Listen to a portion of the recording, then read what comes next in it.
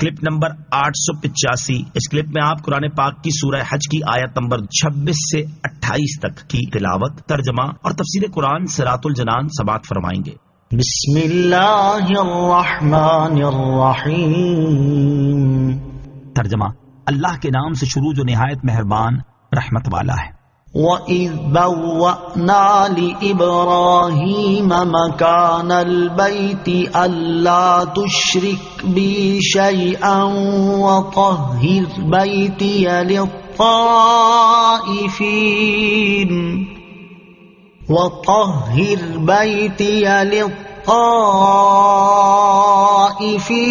وَالْقَائِمِينَ وَالرُّكَّعِ السجود۔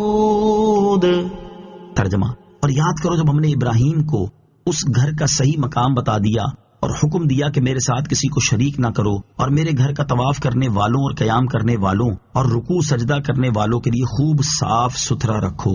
وَإِذْ بَوَّأْنَا لِإِبْرَاهِيمَ مَكَانَ الْبَيْتِ، اور یاد کرو جب ہم نے ابراہیم کو اس گھر کا صحیح مقام بتا دیا۔ کعبہ معظمہ کی عمارت پہلے حضرت آدم علیہ السلام نے بنائی تھی، اور جب حضرت نوح علیہ السلام کی قوم پر طوفان آیا تو اس وقت وہ آسمان پر اٹھا لی گئی۔ پھر جب حضرت ابراہیم علیہ السلام کو کعبہ شریف کی عمارت دوبارہ تعمیر کرنے کا حکم دیا تو اللہ تعالیٰ نے اس کا مقام بتانے کے لیے ایک ہوا مقرر کی جس نے اس کی جگہ کو صاف کر دیا جہاں پہلے کعبہ معظمہ کی عمارت موجود تھی، اور ایک قول یہ ہے کہ اللہ تعالیٰ نے ایک بادل بھیجا جو خاص زمین کے اس حصے کے اوپر تھا جہاں پہلے کعبہ معظمہ کی عمارت تھی۔ اسی طرح حضرت ابراہیم علیہ السلام کو کعبہ شریف کی جگہ بتائی گئی اور آپ نے اس کی پرانی بنیاد پر کعبہ شریف کی عمارت تعمیر کی۔ اللہ تشرک بی شیئا، اور حکم دیا کہ میرے ساتھ کسی کو شریک نہ کرو۔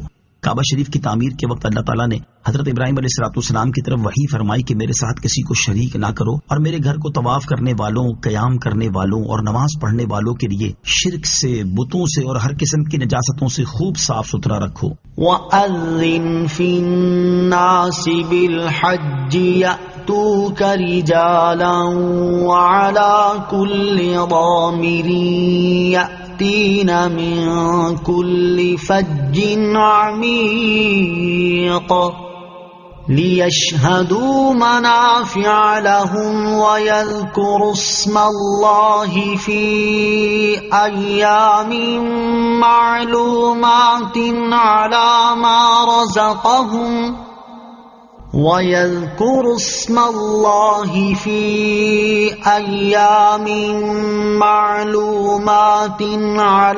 مَا رَزَقَهُمْ مِّن بَهِيمَةِ الْأَنْعَامِ فَكُلُوا مِنْهَا وَأَطْعِمُوا الْبَائِسَ الْفَقِيرَ۔ ترجمہ، اور لوگوں میں حج کا عام اعلان کر دو، وہ تمہارے پاس پیدل اور ہر دبلی اونٹنی پر سوار ہو کر آئیں گے جو ہر دور کی راہ سے آتی ہیں، تاکہ وہ اپنے فوائد پر حاضر ہو جائیں اور معلوم دنوں میں اللہ کے نام کو یاد کریں، اس بات پر کہ اللہ نے انہیں بے زبان مویشیوں سے رزق دیا تو تم ان سے کھاؤ اور مصیبت زدہ محتاج کو کھلاؤ۔ وَأَذِّن فِي النَّاسِ بِالْحَجِّ، اور لوگوں میں حج کا عام اعلان کر دو۔ کعبہ شریف کی تعمیر کے بعد حضرت ابراہیم علیہ السلام کو حکم دیا گیا کہ اب لوگوں کو میرے گھر آنے کی دعوت دو۔ چنانچہ حضرت ابراہیم علیہ السلام نے ابو قبیس پہاڑ پر چڑھ کر جہان کے لوگوں کو ندا کر دی کہ بیت اللہ کا حج کرو۔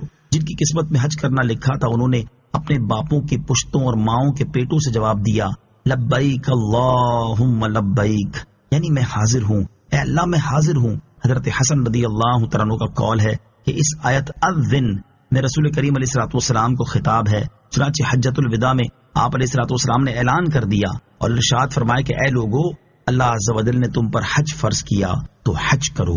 یأتوک رجالا، وہ تمہارے پاس پیدل آئیں گے، یعنی جب آپ لوگوں میں حج کا اعلان کریں گے تو لوگ آپ کے پاس پیدل اور ہر دبلی اونٹنی پر سوار ہو کر آئیں گے جو دور کی راہ سے آتی ہیں اور کثیر سفر کرنے کی وجہ سے دبلی ہو جاتی ہیں۔ لیشہدوا منافع لہم، تاکہ وہ اپنے فوائد پر حاضر ہو جائیں۔ اس سے پہلی آیات میں حج کرنے کا حکم دیا گیا اور اب اس حکم کی حکمت بیان کی جا رہی ہے۔ چنانچہ ارشاد فرمائے کہ لوگوں کو حج کے لیے بلائیں تاکہ وہ حج کر کے اپنے دینی اور دنیاوی دونوں طرح کے وہ فوائد حاصل کریں جو اس عبادت کے ساتھ خاص ہیں، دوسری عبادت میں نہیں پائے جاتے۔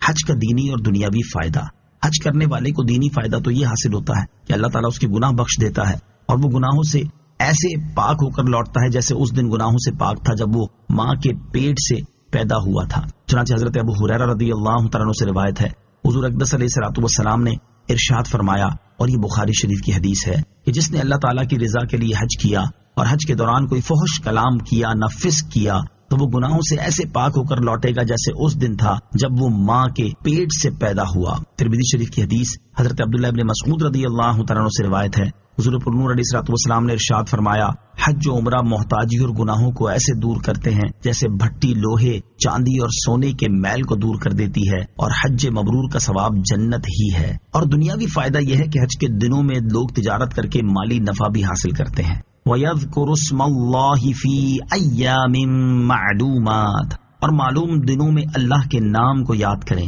اللہ تعالیٰ کا نام یاد کرنے سے مراد یہ ہے کہ اللہ تعالیٰ نے حج کرنے والوں کو جو بے زبان مویشیوں، اونٹ، گائے، بکری اور بھیڑ کے ذریعے رزق دیا، انہیں ذبح کرتے وقت ان پر اللہ تعالیٰ کا نام لے۔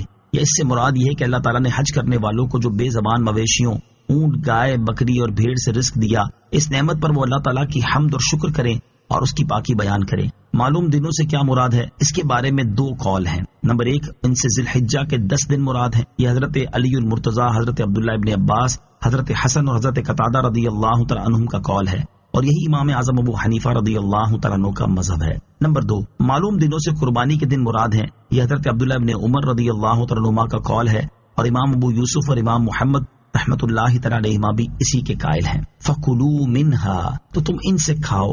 دور جاہلیت میں کفار حج کے موقع پر جو جانور ذبح کرتے تھے ان کا گوشت خود نہیں کھاتے تھے۔ اس آیت میں ان کا رد کیا گیا اور مسلمانوں کو حکم دیا گیا کہ تم حج کے دنوں میں جو جانور ذبح کرو اس کا گوشت خود بھی کھاؤ اور محتاج فقیروں کو بھی کھلاؤ۔